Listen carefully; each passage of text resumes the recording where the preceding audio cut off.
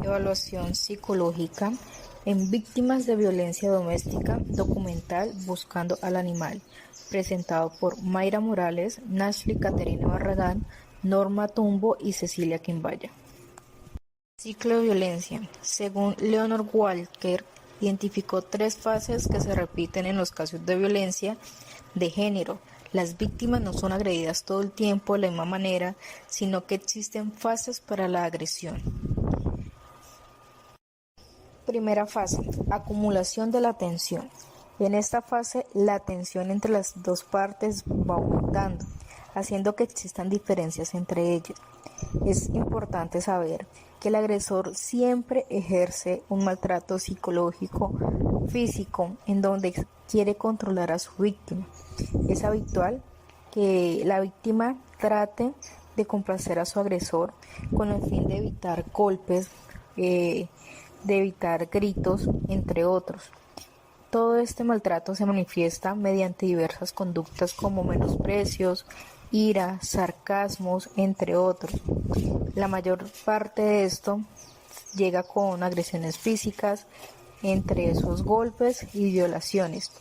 La víctima siempre tiende a minimizar el problema y muchas veces llega a justificar la conducta del agresor. En el personaje, la mujer del animal, que se llama Margarita, deja de acercarse a sus familiares ya que el agresor de alguna manera la tiene amenazada. Él crea un ambiente en donde su familia llega a pensar que ella está con él por amor, enamorada. Entonces ellos justifican esta conducta o justifica al animal, ya que según ellos es ella quien desea que esto ocurra. El agresor la hace sentir culpable, generando a su vez un miedo en ella, la hace sentir fea.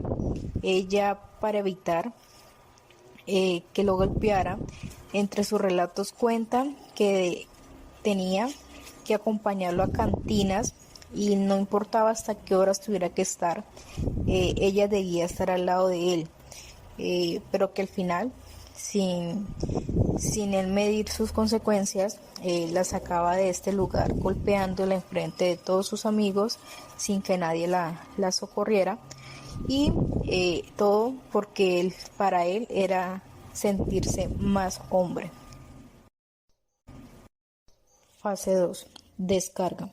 Walker define esta fase como la descarga incontrolable de las tensiones que se ha generado en la fase anterior.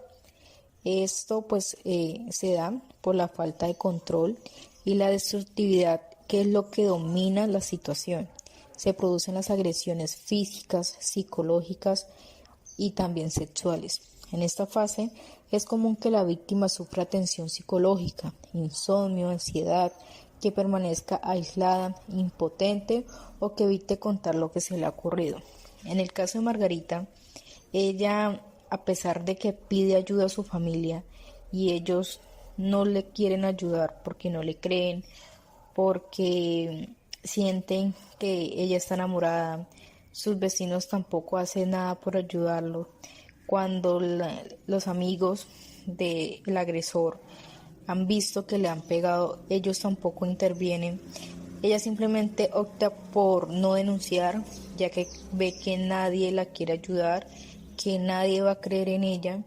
Entonces ella dice que para qué llegar a comentar algo que en donde ella va a pasar como mentirosa.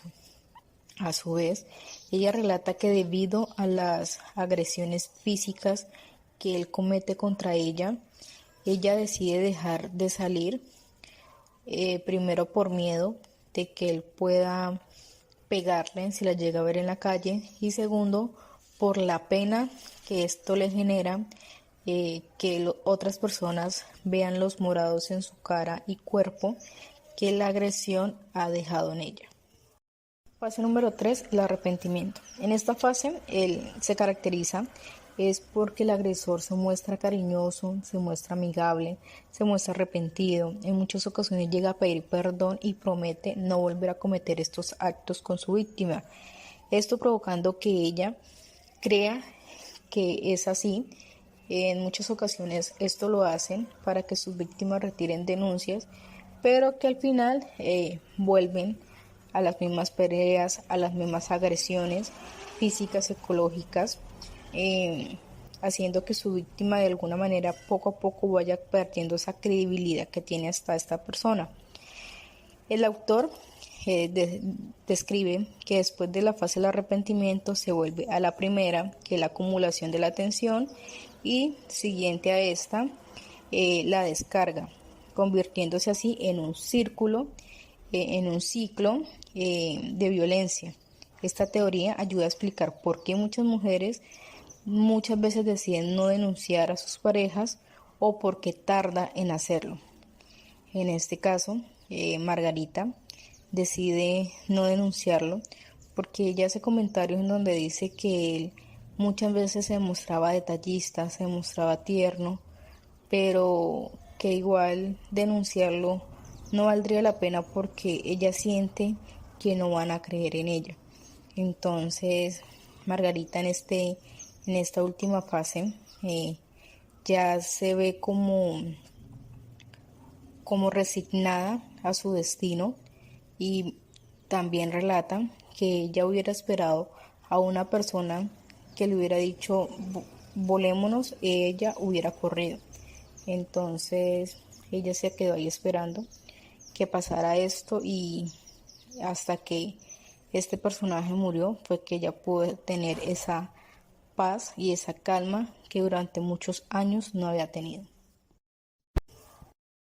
El documental Buscando al Animal se basa en historias reales de mujeres que han sido violadas, maltratadas desde muy temprana edad, máximo de 13 a 15 años, en donde sus familias no les han creído, en donde debido a estas violaciones han tenido hijos que muchos no han sido queridos, sino hasta muchos años después, ya que para ellas este fruto es señal de algo muy malo, es recordar todos los días esos episodios.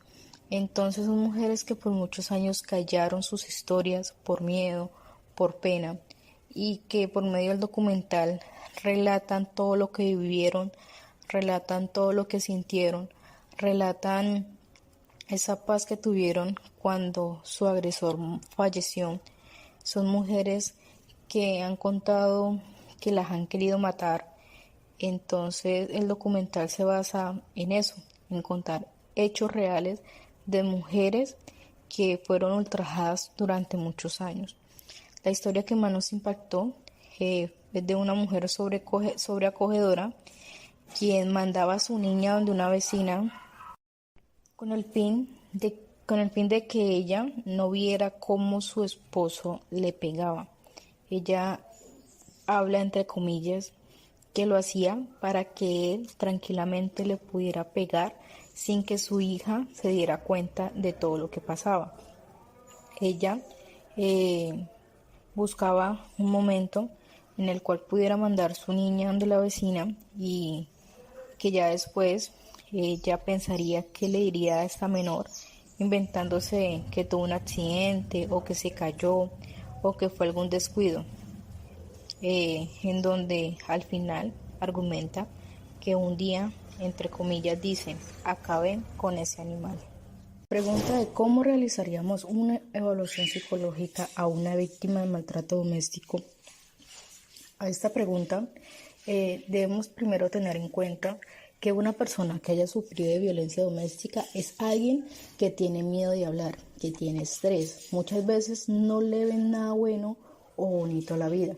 Y es desde esos puntos que nosotras como psicólogas entraríamos a trabajar con ellas. Primero, crearíamos ese lazo de confianza paciente-profesional para que esta persona se sienta segura y con la firmeza de que en conjunto se realizaría un muy buen trabajo para que ella pueda superar ese episodio trágico en su vida. Ellas son personas que quieren contar su historia sin miedo a ser juzgada ni señalada. Entonces, después de crear ese lazo de confianza, haríamos que esa persona supiera que no tiene de qué avergonzarse, ya que fue víctima de algo que no deseaba que pasara. Entonces, es crear es que la persona pueda tener esa catarsis y así poder sacar todo aquello que de pronto, como se le diría, entre comillas, ese nudo en la garganta que no deja que su vida pueda seguir con normalidad.